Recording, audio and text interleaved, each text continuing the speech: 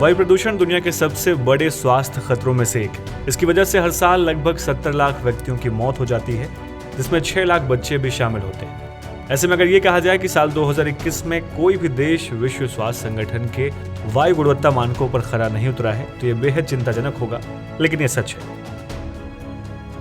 दरअसल हाल ही में Swiss firm IQ air ने एक विश्व वायु गुणवत्ता रिपोर्ट जारी की है। रिपोर्ट से कई महत्वपूर्ण आंकड़ों के बारे में पता चलता है। स्वागत है आप सभी का धेर टीवी के इस खास प्रोग्राम में। मेरा नाम है अनुराग पांडे। अपने आज के इस कार्यक्रम में हम विश्व वायु गुणवत्ता रिपोर्ट के बारे में जानेंगे और साथ ही समझेंगे इससे जुड़े कुछ और भी महत्वपूर्ण पहलुओं के बारे में।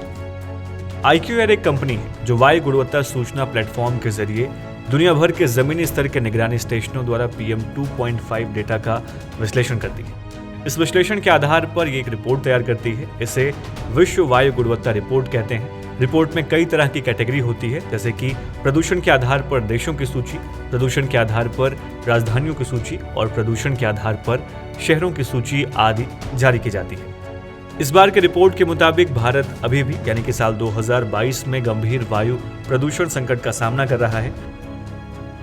हवा में PM 2.5 के स्तर के आधार पर 39 भारतीय शहर दुनिया के 50 सबसे प्रदूषित शहरों में शामिल हैं। दुनिया के सबसे प्रदूषित शहरों की सूची में दिल्ली चौथे स्थान पर है और ये दुनिया का सबसे प्रदूषित महानगरीय शहर भी है। दिल्ली में वार्षिक औसत PM 2.5 स्तर 92.6 था, जो सुरक्षित सीमा से लगभग 20 गुना अधिक था।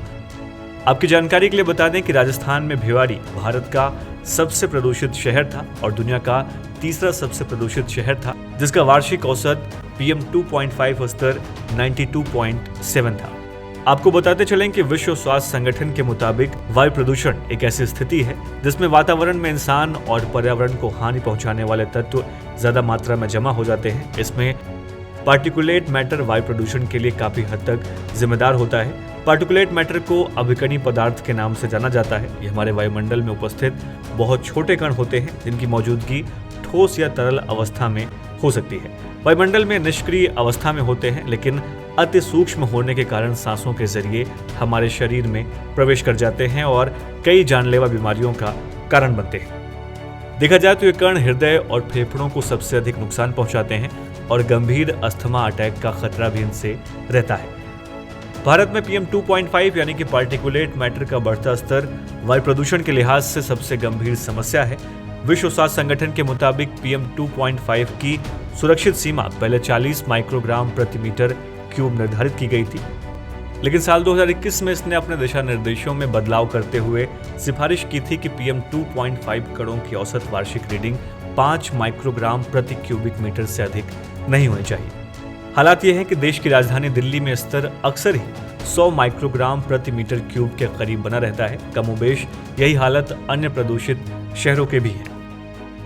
भारत के वायु प्रदूषण के प्रमुख स्रोतों में परिवहन, भोजन पकाने के लिए बायोमास का इस्तेमाल, विद्युत उत्पादन, उद्योग निर्माण और अपशिष्ट का दहन आदि को माना जाता है। PM 2.5 के उत्सर्जन का प्रमुख स्रोत परिवहन है, जो प्रदूषकों को उत्सर्जित करने और सड़क की धूल को रिस्पेंडिंग करने के लिए जिम्मेदार है। देखा जाए तो वायु प्रदूषण को रोकने के लिए सरकार द्वारा कई प्रयास किए जा रहे हैं, जिसमें परिवेशी वायु गुणवत्ता के आकलन के लिए निगरानी नेटवर्क की स्थापना करना, CNG और LPG जैसे स्वच्छ गैसीय ईंधन को बढ़ावा देना, पेट्रोल में एथेनॉल की मात्रा बढ़ाना और राष्ट्रीय वायु गुणवत्ता सूचकांक यानी कि AQI की शुरुआत करना आदि शामिल है। इसके अलावा मानकों को लागू करना, बायोमास जलाने पर प्रतिबंध लगाना, पब्लिक ट्रांसपोर्ट को बढ़ावा देना और सभी इंजन चालित वाहनों के लिए प्रदूषण नियंत्रण सर्टिफिकेट अनिवार्य करने जैसे अन्य फैसले भी लिए गए हैं।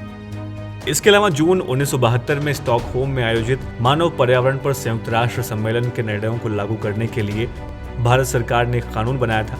प्रदूषण से निपटने के लिए बनाए गए इस कानून का नाम रखा गया वायु, जिसे प्रदूषण निवारण और नियंत्रण अधिनियम 1981 के नाम से भी जाना जाता है। भारत में वायु की गुणवत्ता को मापने के लिए केंद्रीय पृथ्वी विज्ञान मंत्रालय द्वारा एक वायु गुणवत्ता निगरानी प्रणाली सफर का भी संचालन किया जा रहा है।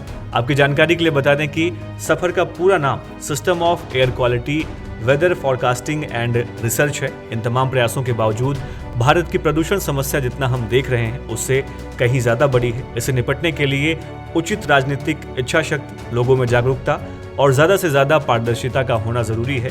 स्वच्छ हवा में सांस लेना हर भारतीय नागरिक का मौलिक अधिकार है, लेकिन हवा एवं पर्यावरण को स्वच्छ बनाना ये हर नागरिक का नैतिक कर्तव्य भी है और एक नागरिक के तौर पर हमें अपनी जिम्मेदारी का एहसास करना होगा।